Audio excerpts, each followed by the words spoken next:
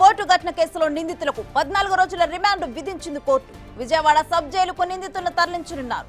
A1 గా Ushadri, A2 గా కోమటి రామ్మోహన్ నిందితులుగా ఉన్నారు.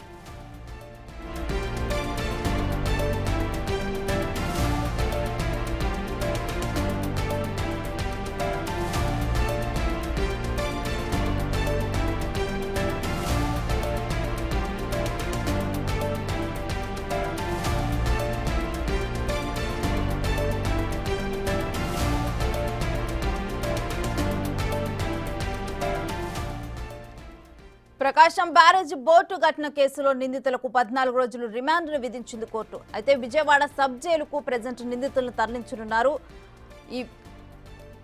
ఈ బోటు ఘటన కేసులోనైతే A1 గా ఉషాద్రి, అదేవిధంగా A2 గా కోమటి రామ్మోహన్ నిందితులుగా ఉన్నారు. వీరిరువురికి కూడా కోర్టు 14 రోజుల రిమాండ్ను విధించింది.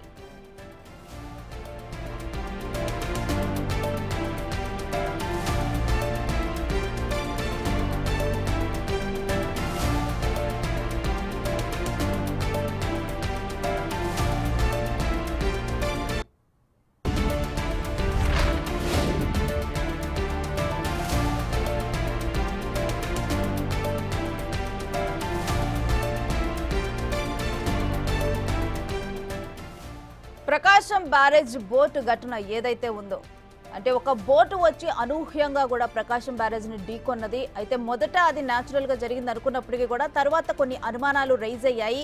అయితే దాని తర్వాత కూడా ఇక విచారణ చేయాలని చెప్పి వచ్చిన అనుమానాల ప్రకారం విచారణ చేయాలని చెప్పి పోలీసులకు సమాచారం ఇచ్చారు.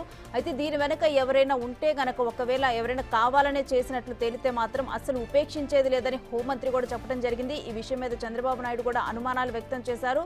అయితే దీంట్లో ఇప్పుడు ఇద్దరినైతే ప్రెజెంట్ అదుపులోకి తీసుకున్నారు. ఇక అదుపులో తీసుకొని కోర్టులోకి ప్రవేశపెట్టిన తర్వాత ఈ ఇద్దరు నిందితులకు కూడా 14 రోజుల పాటు కోర్టు రిమాండ్ను విధించింది. ఈ 14 రోజులు కూడా విచారణ జరగనుంది.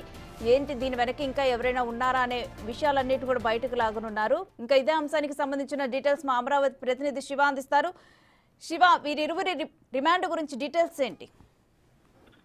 మొత్తం మీద చూసుకుంటే కనుక ఏదైతే ప్రకాశం బ్యారేజీకి సంబంధించి 5 బోట్లను ఒక్కసారి శరవేగంగా తీసుకొచ్చి ఢీకొట్టిన ఘటనలో 3 గేట్లు పాక్షికంగా, 2 గేట్లు దెబ్బతిన్న, 1 గేటు పాక్షికంగా దెబ్బతిని, 3 గేట్లకు సంబంధించి కూడా దెబ్బతిన్న నేపథ్యంలో వాటికి సపోర్టింగ్ వాల్ ఇప్పటికే నిర్మాణం చేపట్టారు. అయితే ఈ ఘటనకు సంబంధించి కావాలని కొంతమంది వైఎస్ఆర్సీపీ నేతలు ముద్దండ్రాయపాలెం దగ్గర ఉండాల్సిన బోట్లను తీసుకెళ్లి గొల్లపూడి సమీపంలో పెట్టారని చెప్పి కూడా విచారణలో తేలింది. ఈ నేపథ్యంలో ఇద్దరిని, ఏదైతే ఉషాద్రి అలాగే కోమటి రామ్మోహన్, వీరిద్దరు కూడా వైఎస్ఆర్సీపీకి సంబంధించిన ఎమ్మెల్సీ తలశీల రఘురాముకు బంధువులుగా ఉన్నారు. వీరిద్దరిని కూడా ఈ రోజు ఉదయం పోలీసులు అరెస్ట్ చేసి విచారణ చేపట్టారు. విచారణ చేపట్టిన తర్వాత వారిద్దరిని కూడా న్యాయస్థానం ఎదుట హాజరుపరిచారు. న్యాయమూర్తి వీరిద్దరికి 14 రోజుల పాటు రిమాండ్ విధిస్తూ కూడా తన తీర్పుని వెలువరించారు. అయితే వీరిద్దరు విచారణలో కూడా పలు ఆసక్తికరమైన అంశాలు వెలుగులోకి వచ్చినట్టు తెలుస్తా ఉంది. ఇంకా వీరి వెనక కొంతమంది నేతలు ఉన్నట్లు కూడా పోలీసులు అయితే అనుమానం వ్యక్తం చేస్తున్నారు. ఈ నేపథ్యంలోనే వారి వద్ద నుంచి కొంత ఆధారాలు సేకరించాల్సిన పరిస్థితి ఉంది. ఖచ్చితంగా వీరిని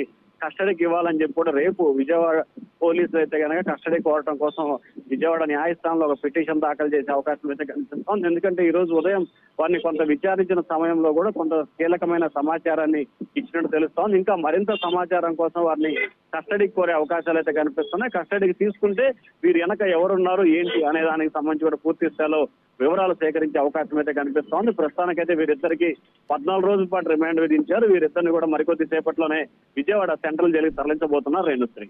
right, thanks for the details Shiva.